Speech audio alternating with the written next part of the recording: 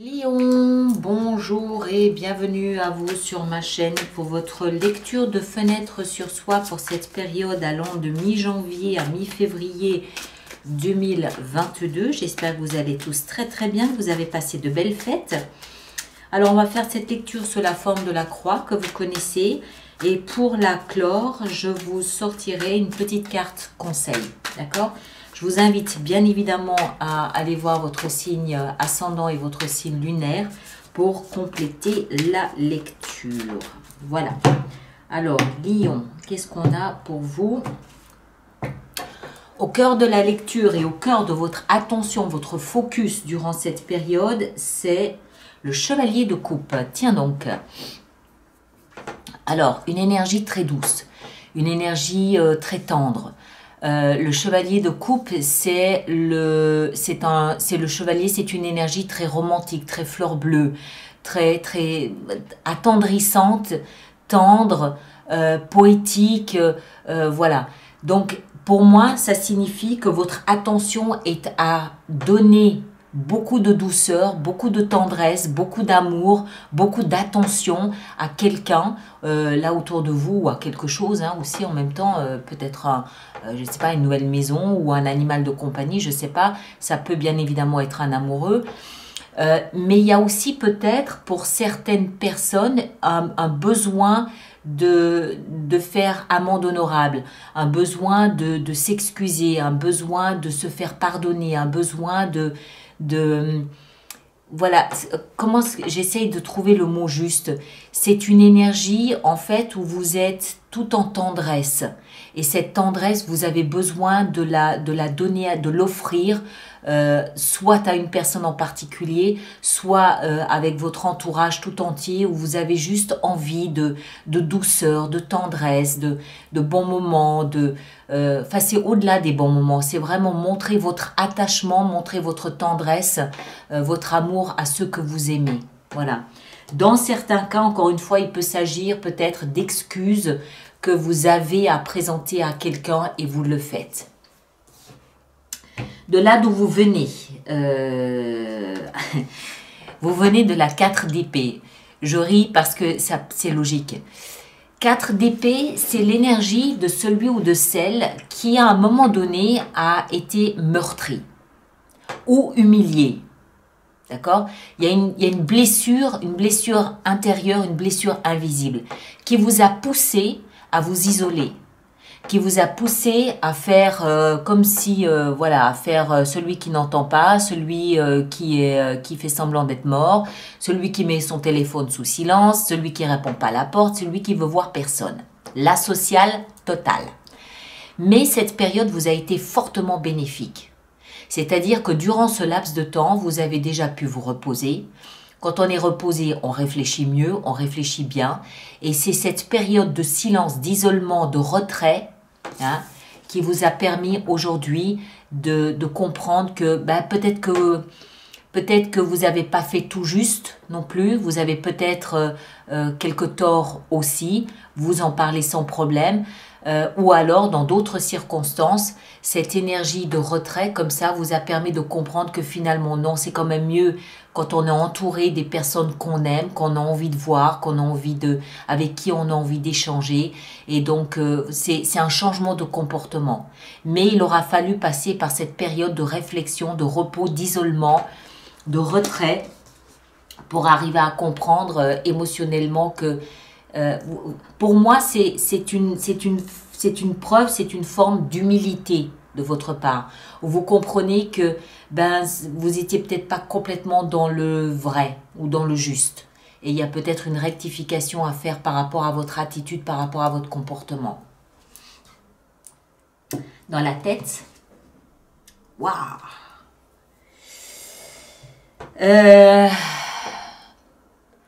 Dans la tête, on a le diable. Alors, plusieurs cas de figure. Le premier cas de figure, peut-être que tout ceci est finalement une machination. C'est-à-dire que vous n'êtes peut-être pas aussi sincère que vous n'êtes peut-être pas aussi... c'est-à-dire qu'il y a un dessein derrière. Il y a une raison, il y a une motivation. D'accord? Il peut y avoir ce petit diable là dans la tête qui vous pousse à adopter un comportement que vous ne ressentez peut-être pas vraiment. Premier cas de figure. Deuxième cas de figure, au contraire, ce diablotin ici dans la tête vous fait comprendre que vous n'êtes peut-être pas... comment est-ce que je dois dire ça? C'est le critique intérieur, c'est le saboteur. Donc peut-être que dans votre tête, vous vous dites de toute façon, c'est peine perdue. De toute façon, je ne vais pas y arriver. De toute façon, c'est aller trop loin. Donc vous en faites peut-être 3 tonnes, vous en faites peut-être un peu trop parce que, en fait, il y a une différence, il y a un écart entre ce qui se passe dans votre tête, dans votre esprit et votre comportement. Vous avez peut-être envie d'aller vers quelqu'un, vous avez peut-être envie d'émotion, mais dans votre tête, il y a quelque chose qui vous retient, il y a quelque chose qui vous dit, de toute façon, ça ne sert à rien. Vous savez ce qu'on va faire exceptionnellement, on va en rajouter une. Mais je vais la prendre, je vais essayer de ne pas déformer le tas, et je vais la prendre ici. Tiens, on va prendre celle-là, là, pour ajouter dessus. Ouais, 5 de bâton, c'est ce que je dis. Dans votre tête, il y a un conflit. D'accord? Il y a un conflit entre ce que vous pensez devoir dire et ce que vous dites. Il y a un conflit entre ce que vous pensez devoir ressentir et ce que vous ressentez. Il y a un écart, il y a un décalage. Et du coup, alors c'est peut-être ce décalage qui est à l'origine du retrait que vous avez connu, mais c'est peut-être aussi ce décalage qui fait que peut-être que vous en faites un peu trop. Peut-être que vous en promettez plus que vous savez n'être capable d'offrir.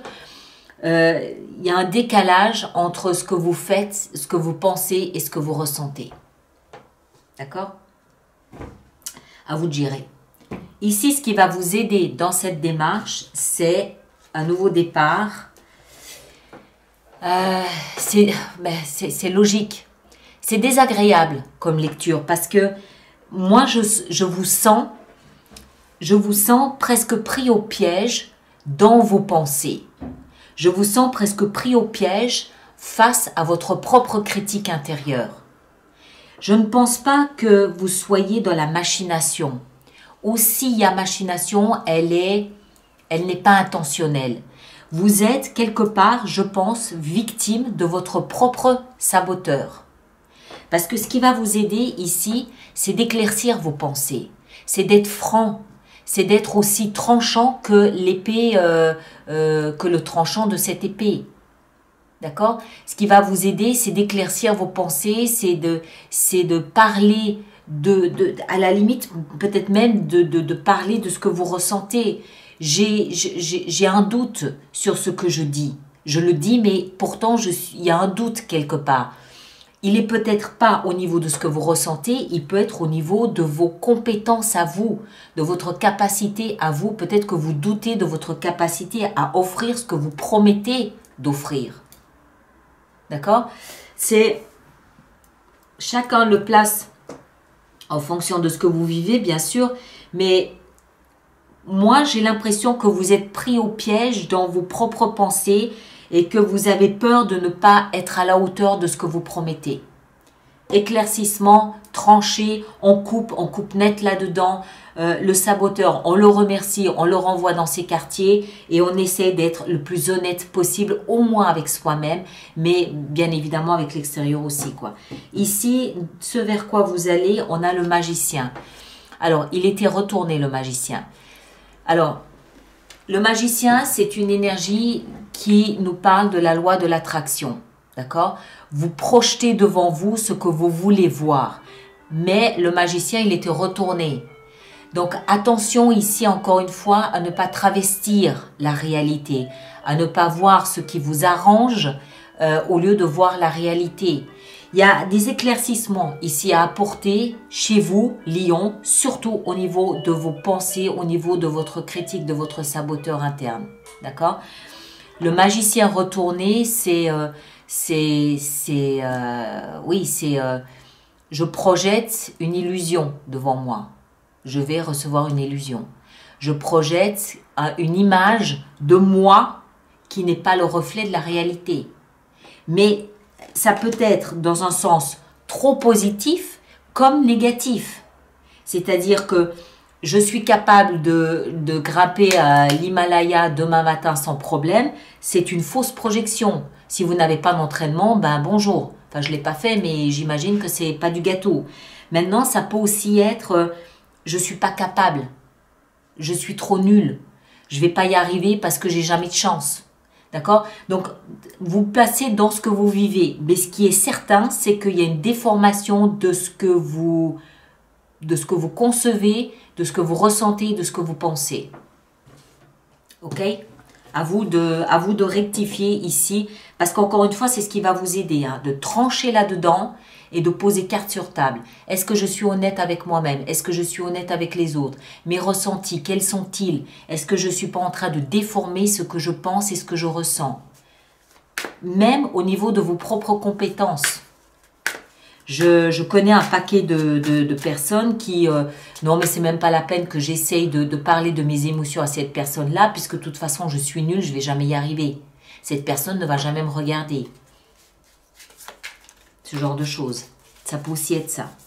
Bon, allez, un petit conseil là au milieu. Qu'est-ce qu'on a pour nos amis lions? On a le chevalier de denier. Alors, le chevalier de denier, c'est une énergie... J'aime bien. C'est une énergie très terre à terre. D'accord? C'est très ancré. Donc, ça veut dire que tout le côté fantaisiste, illusion qu'on a vu dans la lecture n'appartient pas ici au chevalier de denier. Lui, il est ancré. Lui, il voit le concret, il voit le tangible, il voit la réalité. Mais le symbole du chevalier de denier, c'est qu'il avance à son rythme. En d'autres termes, pour émerger de cette situation et pour clarifier votre situation, vos pensées, vos émotions ou la situation, prenez votre temps. Avancez à votre rythme et n'oubliez pas qu'en avançant, qu'en cheminant comme vous le faites, n'oubliez pas de profiter, de jouir de la vie aussi. D'accord? Il ne s'agit pas juste de travailler, il s'agit aussi de travailler, que ce soit le travail, que ce soit un travail de développement personnel ou un travail en thérapie, n'oubliez pas de profiter de la vie aussi. D'accord? Particulier. Merci, allez voir votre signe ascendant, votre signe lunaire pour compléter. Merci à vous et on se retrouve... merci de partager, je crois que je l'ai dit, je ne sais plus où j'en suis, ça m'a perturbée. On se retrouve le 25 janvier prochain pour les lectures du mois de février. D'accord? Merci à vous tous et à bientôt.